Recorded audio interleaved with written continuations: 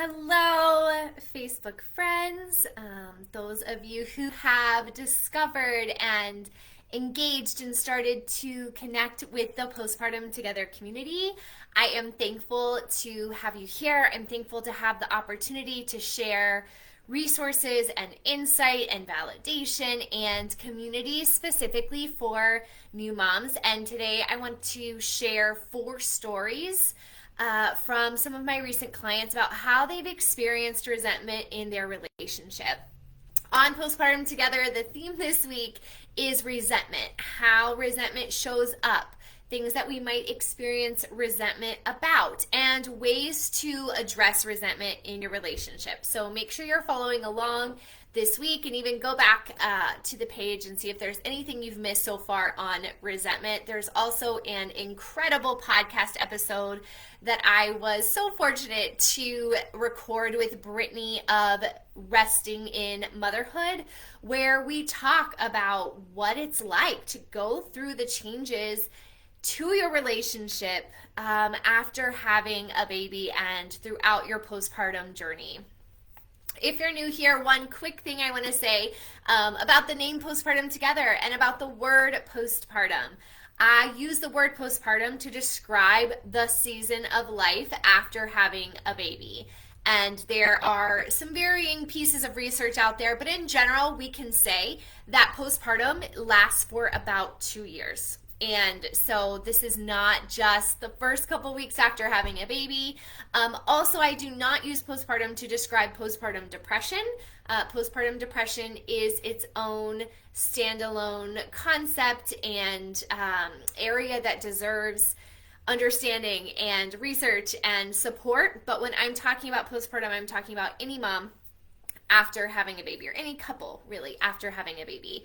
If we haven't had the chance to meet, hello, I am Chelsea Skaggs. I founded Postpartum Together when I realized that there were a lot of gaps I experienced as a new mom. I felt like there were things nobody was talking about. I felt like there was pressure in these expectations from a million directions that I couldn't keep up with. I felt like after we kind of got through those first few weeks of feeding and sleep that people started to drop off. It was like I needed to have my whole life together, and yet I was picking up the pieces and figuring out who I was and who I wanted to be as a mom. And so I created Postpartum Together to support and bring community, guidance, expertise, and strategies to moms like you who are in their first couple of years of having a baby. I also offer support for people who are preparing to have a baby and want to have a really positive experience and transition. So I appreciate every time that you interact with the content, you share the content, you help get this message farther, and you let me know what is making an impact on you. But today, what I wanted to bring to you, again, is on resentment, and I wanted to share 4 stories from clients on their experience of resentment. Now, of course, I've changed their names. I'm keeping them anonymous. I really respect my clients' confidentiality and privacy and what we have the opportunity to talk through, but I've changed their names and maybe a couple of details in there to their stories, but the concept really still holds true. And these are clients that I'm working with on private relationship coaching. So what that means is that I'm meeting with partner A, I'm meeting with partner B, and I'm meeting with them together on a reoccurring cadence. And we're getting really clear about what's going well in their relationship, where they need growth, what tools they need to grow in those ways, what mindsets they need to either let go of or adopt in order to move into those places. And I'm really like holding their hand, walking them through how to do that and helping them to communicate with one another so that they can be a really great team. So these stories are from that community, and I want to share them with you as a way for maybe you to say, oh, I see myself in that story, or that's similar to my experience, or oh, wow, other people have felt this way. Maybe I'm not broken. Maybe I'm not doing this wrong. Chances are you're not broken and you're not doing this wrong. It's just that motherhood comes with a lot of changes, a lot of challenges, and as I said before, we don't have enough supports for new parents and really how to build the foundation for the family and the life and the parenting journey that you want. So that is why I'm here. So I'm going to share these stories. Let me know if one resonates with you, which one resonates with you. Maybe it makes you laugh, maybe it makes you cry. But I'm going to share from these 4 clients. So the first couple is, again, I've renamed them, but is Emily and Mark. And Emily and Mark have always felt like they support one another. They're really connected. They can finish each other's sentences. But after their baby's arrival, their nights started to be sleepless. But what was happening is that Mark could sleep soundly, while Emily, on the other hand, was up for every feeding and every diaper change.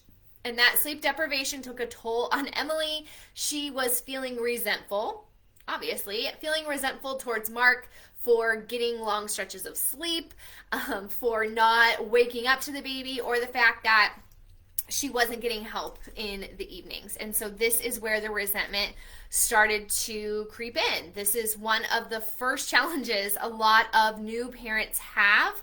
And when we start to see resentment, then we know that's a red flag where we need to get some support, or we need to understand the root cause. What's happening? Why am I feeling this way? And what could I be doing differently? And so in this case with Mark and Emily, we set up a calendar after the baby was able to sleep longer stretches, and Emily was willing to do a bottle at night so that Mark could feed the baby. And this was a hard choice for her as a breastfeeding mom. She wasn't sure she wanted to give that up. She's nervous. We hear all this stuff about feeding baby and can we introduce a bottle, but they needed this for their relationship, and it ended up working really well. So Mark could take the baby from 9 p.m. to 1 a.m. and he, if the baby slept, he could sleep. If the baby was up, he was responsible for taking care of baby. And this went from week 6 to the first year when baby was really sleeping consistently through the night. But he would have that shift and he would feed the baby a bottle during that time. So Emily had already pumped something that she could have at night. She gets to go to bed at 9 o'clock and she at least gets to sleep until 1 o'clock. That is a 4-hour stretch, and it's not enough, obviously. But for a lot of moms, that's a big improvement. And so that was her protected time of sleep. No matter what, unless the house is on fire and someone is bleeding tremendously, she is not to be bothered. That is her sleep time. And then from 1 to 5, Mark had his chunk of sleep time. So if the baby was up, Emily was up. She usually was doing a breastfeeding, a nursing session during that time. So they knew that they at least both had 4 hours of protected sleep. Now, was it great when they got more? Yes, absolutely. But what they needed to know was that they had something protected, that they had planned for that, and that they were able to work together as a team, protecting one another's needs. So sleep is one of the main resentments that I see, and oftentimes we expect our partners to wake up when we do, or we want to just gently nudge them, or we want them to take a lead, but we have to look at, are we letting them? Are we making ways for them to step up and step in? Are we creating a system where we know what's expected and having communication about that? Number 2 comes from another hot topic, which is the division of labor, where my clients Lisa and Mike felt quite a bit of tension. I resonated with this too as we were working through this. But Lisa was always very career driven. She found fulfillment. She was excited about her career. She wanted to grow in her career.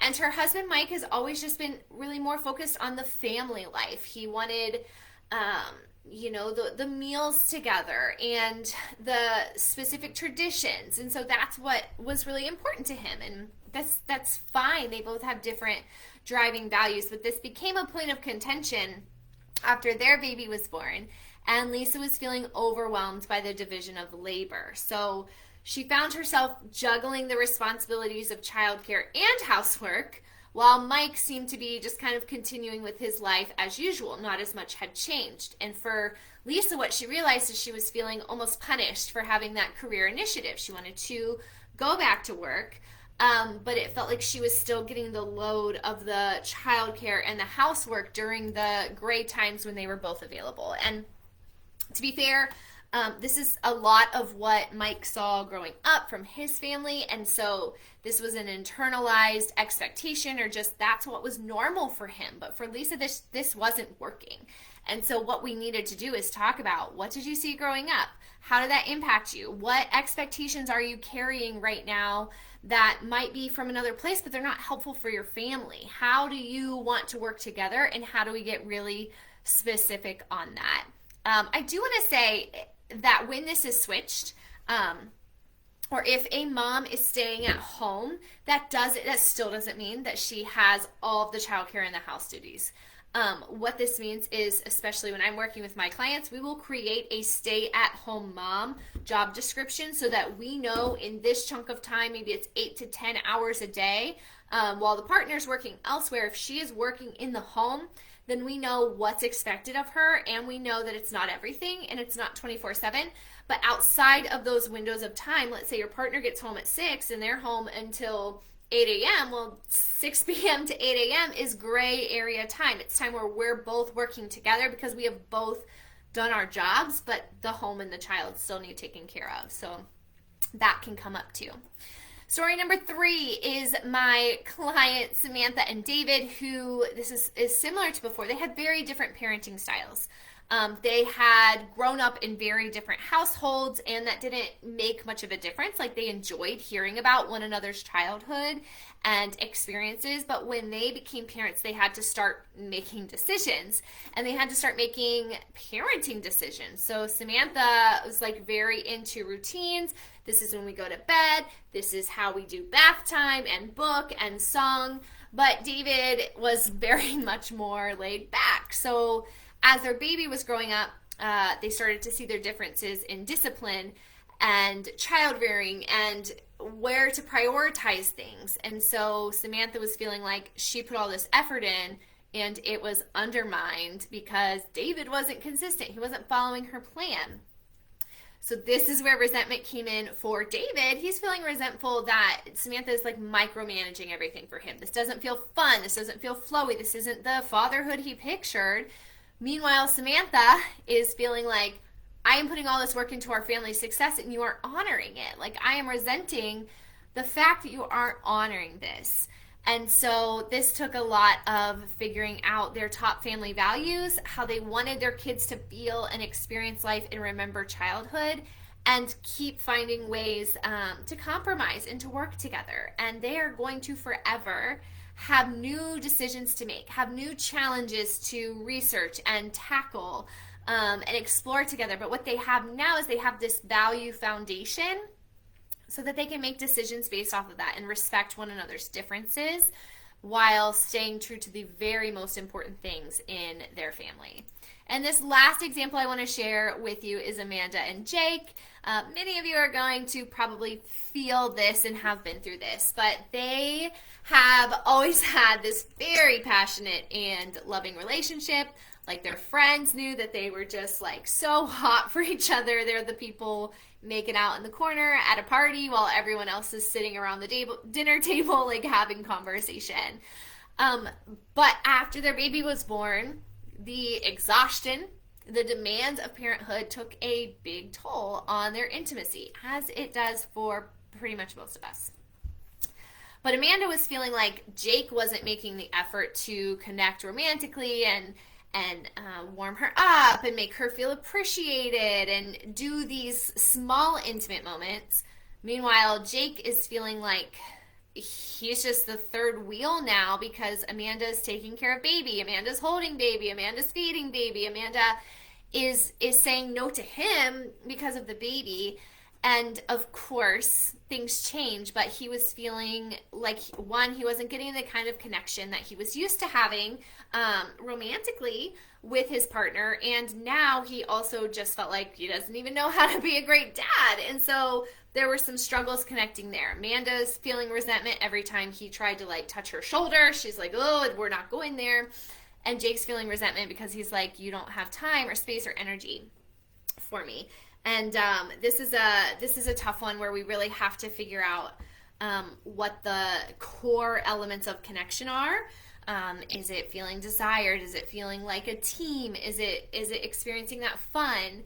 and figuring out ways to get there and ways to have that experience without the pressure of intimacy or sex that we often find new moms feeling. So this was a interesting one to work through, although I hear this very, very often in my work, that intimacy and connection after baby is hard. And I have a couple podcasts on that, blog posts, so I won't go deep into it right now. But really what I wanted to do is use these stories to highlight these different aspects of resentment that does arise in couples after the birth of a child. And what I want to offer you, what my hope is for my clients, what my hope is for all couples, because I think it really makes the world a better place, is that we see these challenges and we see that it is an opportunity for growth.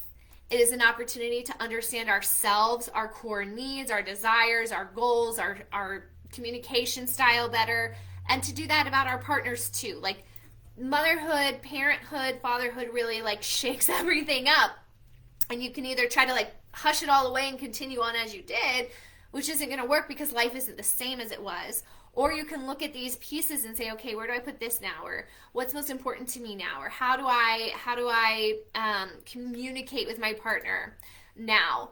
So these are opportunities for a stronger relationship if we lean into these things like communication, self-reflection, and really getting outside community and support. And so if you saw yourself in one of these stories, just know that there's hope, there's growth. This is normal for this to be a really big transitional time in your life, and that it's okay. It is more than okay. It is actually very commendable to want support during that time, to want to see that growth, to unlock this new level, if you want to think about it as video games, like this new level of parenting and partnership that you can have together. If you're someone who could use that support, if you're someone who's like, I don't settle for the status quo, I really want to lean into this growth, this opportunity, this open door, that it's hard, it's tricky, it's bringing up a lot of things I wish it wasn't, but I really, really want to become my best self and lay a good foundation for parenthood. There's a link down here where we can talk about the ways that I support parents and the offers that I have, and find the one that's going to work best for you. But resentment is here in relationships, but we don't have to stay stuck in the same patterns. We get to develop tools and insights and have support to help us continue to thrive and know how to work through those things when they come up again. And that is what I wish for you. If you need anything, you can send me a DM here on Facebook, or I'm also over on Instagram. And I just really appreciate the ways that you have supported this page and helped it to grow over the last couple of weeks. And I am happy to be with you and to be serving you with this information.